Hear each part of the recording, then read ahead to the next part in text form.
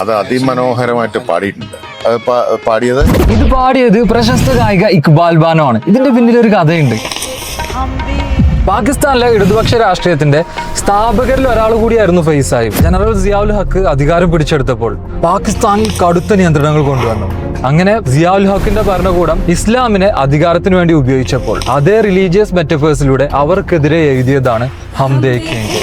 എന്നാൽ ഫൈസ് സാഹിബിന്റെ കവിതകൾ പൊതുവേദിയിൽ പാടുന്നത് സർക്കാർ നിരോധിച്ചു. അതുമാത്രമല്ല, സാരിയെ ഒഫീഷ്യലി നിരോധിച്ചില്ലെങ്കിലും ഇസ്ലാമിന് യോജിക്കാത്തൊരു ഇന്ത്യൻ വസ്ത്രമായി പ്രഖ്യാപിച്ചു. അങ്ങനെയാണ് ലാഹോറിലെ ആ ചരിത്ര നിമിഷം സംഭവിക്കുന്നത്. നിരോധനങ്ങൾ കാറ്റിൽ പറത്തിക്കൊണ്ട് ഇക്ബാൽ ബാനോ ഒരു കറുത്ത സാരി എടുത്ത് പബ്ലിക് വേദിയിലെത്തി. എന്നിട്ട് ഹം ദേഖേംഗെ പാടി.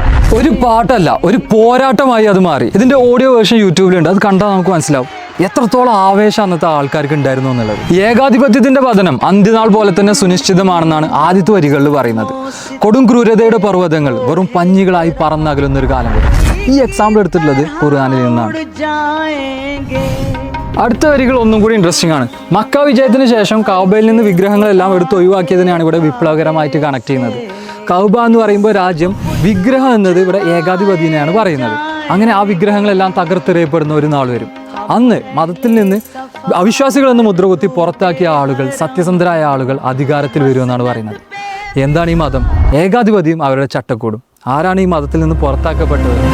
പ്രധാനമന്ത്രിനെ കുറ്റം പറഞ്ഞ രാജ്യദ്രോഹിയാക്കുന്നില്ലേ? അതുപോലെ ഒരു മെറ്റഫറാണ് ഇവിടെ ഉപയോഗിച്ചിട്ടുള്ളത്. പേഴ്സണലി വളരെ ഇഷ്ടപ്പെട്ട വരികൾ അടുത്തതാണ്. അനിൽ ഹക്ക് എന്ന മുദ്രാവാക്യം ഒന്ന് മുഴക്കപ്പെടും. അഹം ബ്രഹ്മാസ്മി പോലെ തന്നെ ദൈവത്തിൻ്റെ പൊരുൾ എൻ്റെ ഉള്ളിൽ തന്നെയാണെന്ന് വിശ്വസിക്കുന്ന ഒരു സ്റ്റേറ്റാണിത്. 9ാം നൂറ്റാണ്ടിലെ സൂഫി പണ്ഡിതൻ അൽ ഹല്ലാജ് പറഞ്ഞതാണ്.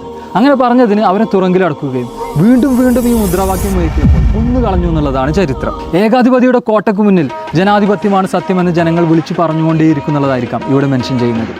ഏകാധിപതിയുടെ കോട്ട തകരുക തന്നെ ചെയ്യും, അത് ഞങ്ങൾ കാണുക തന്നെ ചെയ്യും എന്ന് പറഞ്ഞുകൊണ്ടാണ് ഈ കവിത അവസാനിക്കുന്നത്.